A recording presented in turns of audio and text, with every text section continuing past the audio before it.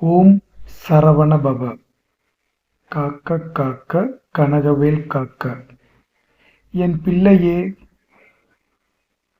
இந்த சஷ்டிக்கு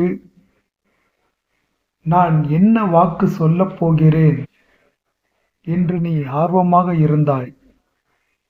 கண்டிப்பாக மகிழ்ச்சியான செய்திதான் உனக்கு சொல்லப் போகிறேன். தைப்பூசத்திற்கு பிறகு பல நாட்களாக இருந்து வந்த மனவருத்தம் எல்லாம் இன்று நீங்குவதை நீ பார்த்திருப்பாய்.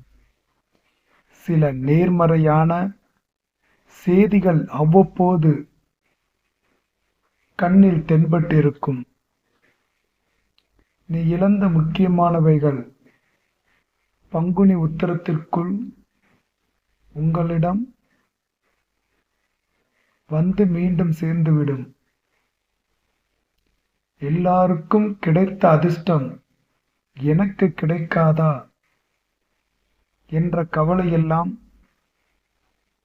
மாறும் அளவிற்கு உனக்கும் அதிர்ஷ்டமாக நினைத்தது நடக்கும்.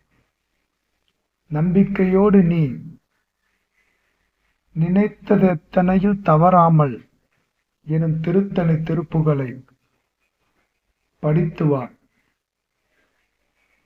நினைத்தபடியே அதிர்ஷ்டத்தோடு அனைத்தும் நீ பெறப்போகிறாய். நல்லது நடக்கும் பிள்ளையே.